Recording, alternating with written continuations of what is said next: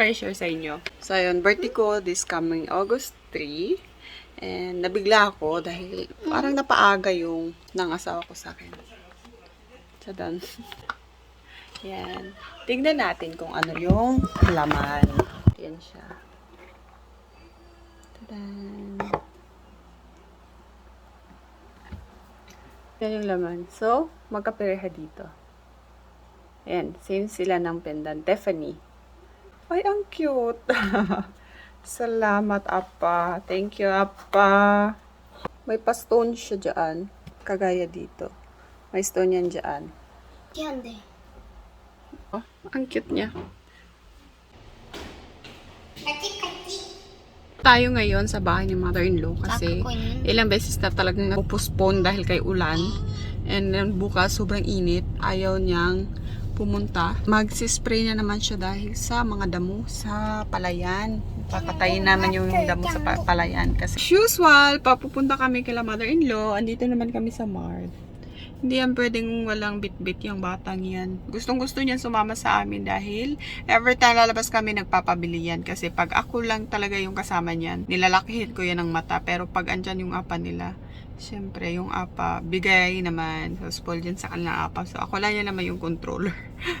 Ako yung wag, hindi. Ganon. Pero yung pag apa niya, bigay ang gusto. Bilhin lahat. Basta pagkain lang naman. Wag lang yung malaruan, ganyan. Kasi paglaruan kasi, isang beses lang, wala na yan.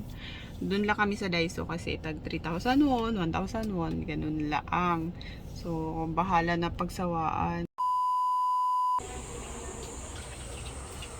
Oop, chitang yun.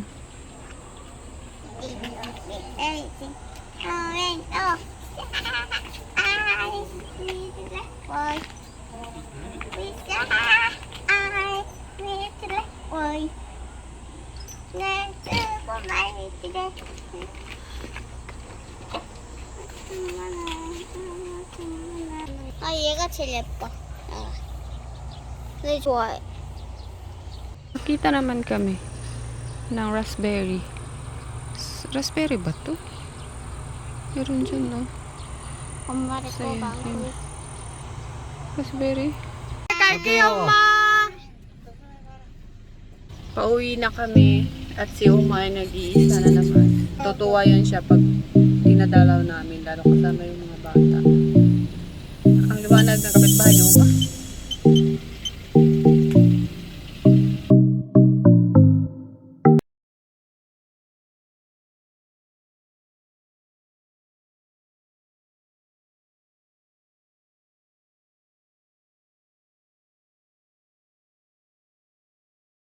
Meanwhile. Ayan, gabi na. At ang aking tupiin ay nag-waiting sa akin. Eh, hindi pa ako nagpapasalamat sa asawa ko about dito sa kanyang regalo. So, sasabihin ko siya. Gomawa! 선물 줬었어? Thank you. 또 내년에. Sabi ko sa kanya. Next year na naman. 내년 ito ni 선물 알았지? 내년 집 나가야 돼. 왜? 왜? 그래 생일 선물.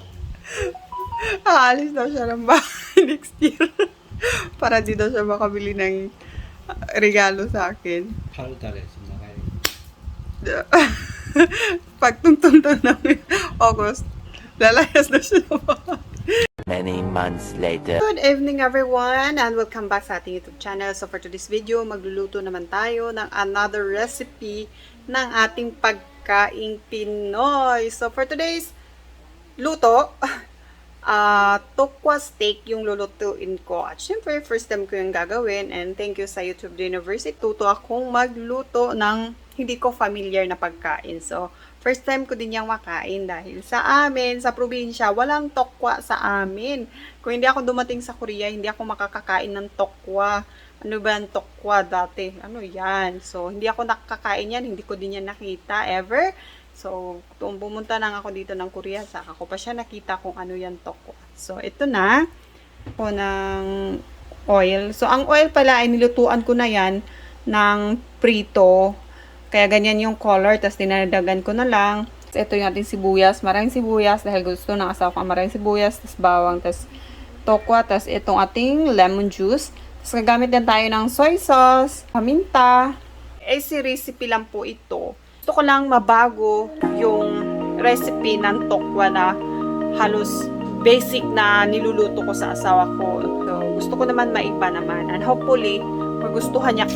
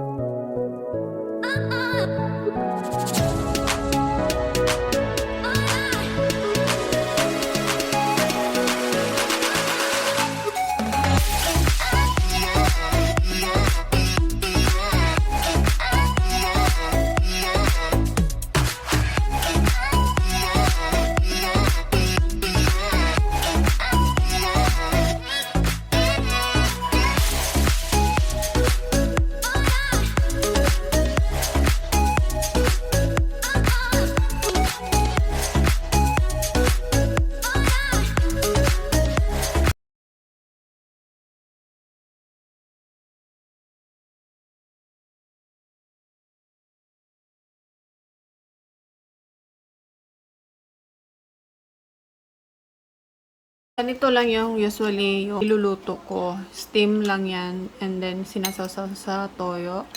Sensya na sa akin ko kung mais.